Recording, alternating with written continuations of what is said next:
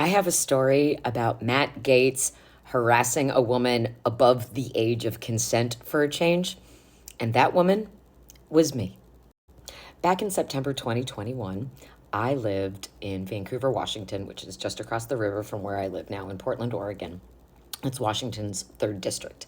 And at the time, I was writing for a website called hillreporter.com, which currently does not exist. It went away, it came back, and it's gone away again. And so, unfortunately, the article that I wrote about my entire experience the day Matt Gaetz came to my district is lost. And I don't have the intestinal fortitude to sit here for half a day and write it out again. So I'm going to tell it like this. Matt Gaetz came to that district on Labor Day, September 2021, to support Joe Kent, who was challenging Jamie Butler Herrera for the Republican nomination for Congress for my district. And Jamie had been targeted because she dared put country ahead of her party. She voted for Trump's second impeachment, not his first. And she also told the truth about January 6th because she was standing next to Kevin McCarthy in his office in the Capitol while Trump supporters were trying to break in through his window. And he called Trump and was like, call it off, call it off. So Joe Kent is like Rand Paul, but with tattoo sleeves and even crazier, and uses his dead wife as a political pawn. It's horrific. He's a terrible human being, won't vaccinate his children. It was all terrible. And so because it was my job to write about politics and because Matt Gaetz was coming to my district right after he got married, by the way, to unlucky Ginger, I reached out to the Joe Kent campaign, and his campaign manager, who sounded about 12, hooked me up with an interview and said that Matt Gaetz would be included.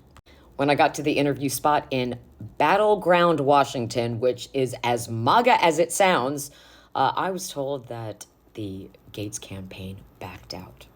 I guess they vetted me because the Kent campaign certainly didn't, and I nailed Joe Kent to the wall about 100 times in our interview, and they didn't like it so much that they dispatched a text to Matt Brainerd, the guy who came up with the J6 telethon. Yeah, that guy who came and interrupted the end of our interview. Also, my friend Eugene, who is a vet, was with me to make sure that nothing hinky happened to me.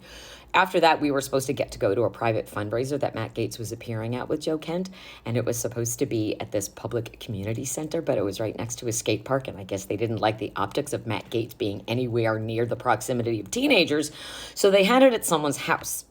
And we got the address as if we were going to be invited inside. And one of the questions I had asked Joe Kent was about the Proud Boys and the Oath Keepers, who repeatedly were showing up at his rallies. He was like, nope, I disavow all of that. If I have any of that at my rallies, I'm going to call it out. And I was like, okay. And we got to the location where Matt Gaetz and Joe Kent were in a private house, and every car had a QAnon sticker or a Proud Boys thing on it, or a don't tread on me, or worse things. And so fuck you, Joe Kent, for lying. And then after that, we weren't allowed to go in. Of course we weren't. After that, Matt Gaetz appeared at the Clark County Fairgrounds, and they put him on a stretch of dirt on a flatbed to give his speech to about 100 people, and they didn't publicize that Matt Gaetz was appearing in Clark County, Washington, because then, of course, people would have showed up to protest. Now, my friend Eugene and I went to that as well. We were not dressed in anything that would have indicated I was press, or that I was, because I wasn't really press. I was really writing political opinion about what I was experiencing. And also, we were not wearing anything that indicated we were Democrats. I was wearing a black T-shirt and jeans, and yet everybody knew who we were because Joe Kent was using Oath Keepers and Proud Boys as his security. And the longer we stayed, the closer people started surrounding us. And so we decided we would duck out a little early. And as we started walking to the parking lot, we were followed by a whole bunch of people who wanted to know who we were and why we were there. And Eugene was like, I'm a vet, I'm a government employee, I don't have to tell you who I am or who I work for, and get the fuck away from me. And there were people who said, oh, we go to every single one of Joe Kent's rallies and we find out who was there and we take pictures of their license plates and then we dox them. For the next few days, I was followed around Clark County by a large burgundy pickup truck. And when I reached out to Eugene, he said, here's what you do if you're ever followed. And ladies, pay attention to this detail. If you think you're ever being followed and you're not near a state line, because people won't cross state lines because then it becomes federal if they do shit to you, pull over into a large shopping center parking lot like a strip mall and go into the store. But when you do, check the back of your car to make sure that nobody has put anything on it, and go inside. And then come back out about 15 minutes later and then check the back of your car again. So there was a day that happened. And when I came back out to check my car, which had previously had nothing on it, there was a blue strip of fabric on it to let me know that they knew where I was. And one of them showed up at an event that I had been live tweeting, and that fucking freaked me out. And so I wrote about it. I wrote about it all, and I absolutely blamed Matt Gaetz. And I had tweeted from the appearance, and he retweeted it and called me an unhinged Karen. Because I said that I felt like I was in enemy territory in my own county, which is exactly how I felt there. And then I wrote the great big long article about the entire experience that I just summarized very quickly. And then he really went after me.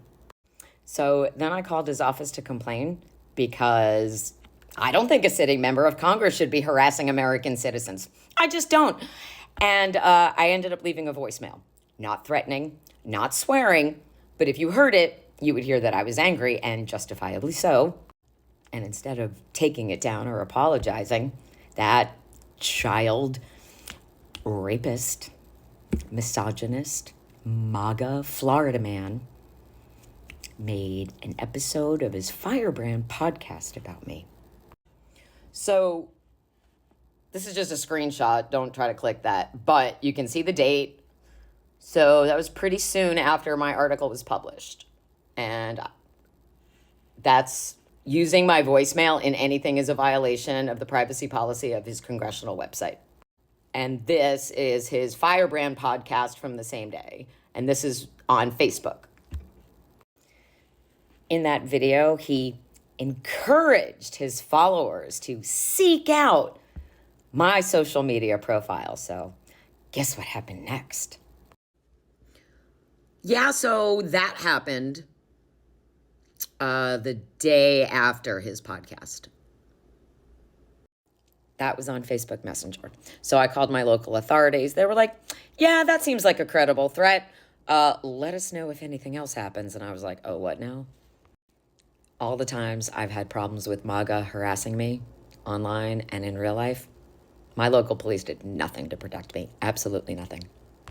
So about an hour and a half after I got that lovely message, I got a text from what turned out to be a burner phone.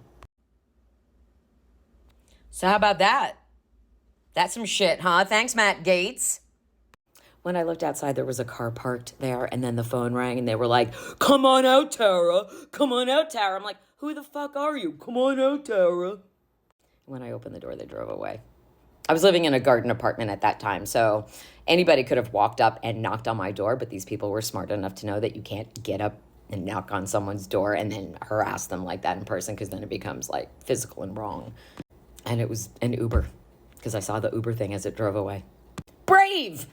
And yes, I complained to all the people you would complain to. The Florida bar said he was within his First Amendment rights to say anything he wanted about me. And when I was like, no, because his speech incited people to act violently towards me, my appeal was also denied.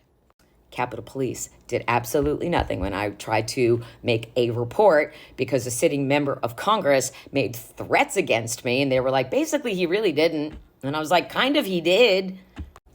2 complaints to the House Ethics Committee because he also put me on a stupid fucking podcast again last summer, July 2023. I don't know what happened to those complaints. House Ethics never, ever comments on ongoing investigations. And then once they're closed, they're done. And so, of course, nothing happened to Matt Gaetz as a result of what he did to me. And his tweets about me still exist. His videos about me still exist. And anybody looking for them can find them and use them against me. And his former employee, Vish Burra, also harassed me. And nothing has ever happened to any of them because of what they did to me. So I hope he burns. I hope he rots and then burns. Not just because of what he did to me, but of course what he did to those girls, but also because of what he did to me. So that's my Matt Gaetz story. Maybe you could share that and people could know that he's just awful for everybody, all women everywhere. And it's curious that Trump wanted him to be the Attorney General. I guess rapey pedos gotta watch out for each other. Bye, Captain Venmo.